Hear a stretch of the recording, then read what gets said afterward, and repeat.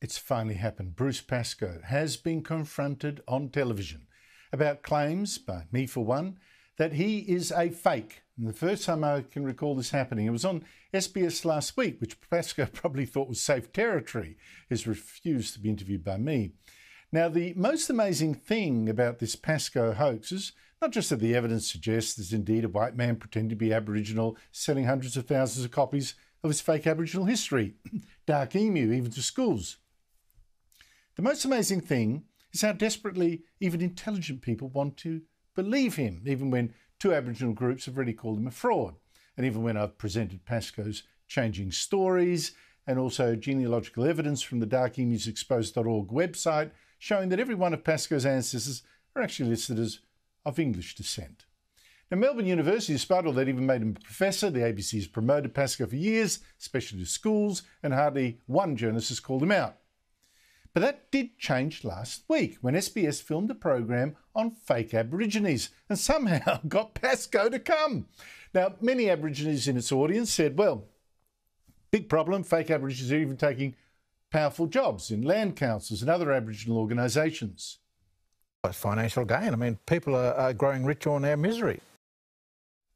In fact, the problem is so big that Labor has got to sort it out before creating its Aboriginal-only parliament, because census figures suggest anything up to 1/3 of people claiming to be Aboriginal may not be, as one of the SBS guests at least pointed out.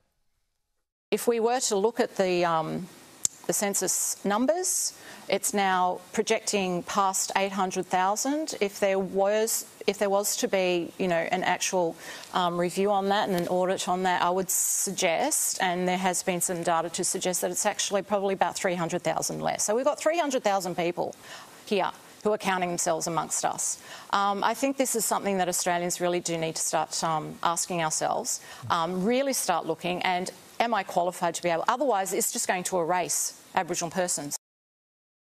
It really is staggering, but my troubles when I first started pointing that out.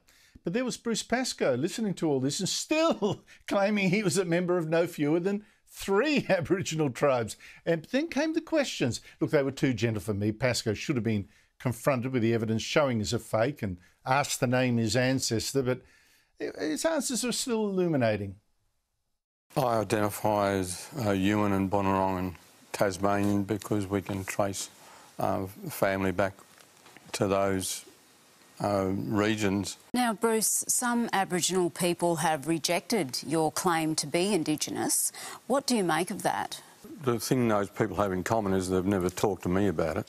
Do other members of your family agree you all have Aboriginal heritage? Some do, many don't.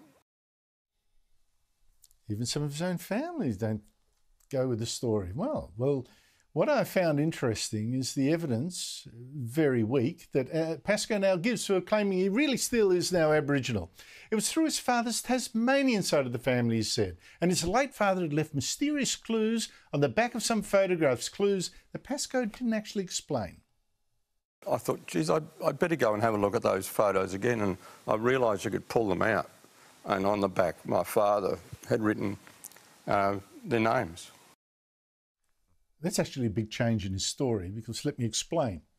When Pascoe wrote his first novel, called Fox, in the 1980s, a reviewer in the Canberra Times marked him down for not being Aboriginal, at least at that time. The reviewer said Pascoe was imagining the psyche of an Aboriginal person in his book, one of his main character, but was writing as a white man.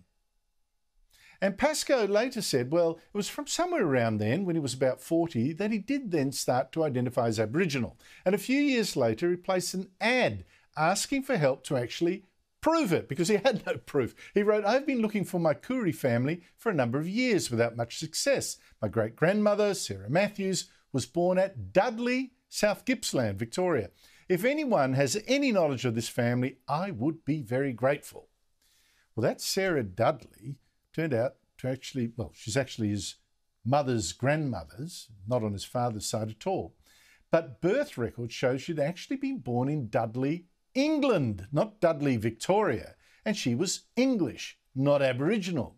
And Pascoe finally did admit, but a couple of decades after going around saying he was Aboriginal, that the woman he thought was his Aboriginal ancestor was in fact English. You'd think that would stop him, but it didn't. He now claims to be of 3 Aboriginal tribes, but this time through his father's side. What a coincidence. Now, who his mystery Aboriginal ancestor is never publicly said. Records show, again, all his ancestors of English descent. It may be a mistake. Pascoe refuses to tell me what it is or to name who the Aboriginal ancestor is. How is it then that Pascoe can sit there in that studio with a straight face, I'm Aboriginal? How can it be the ABC still promotes him, Melbourne University still pays him?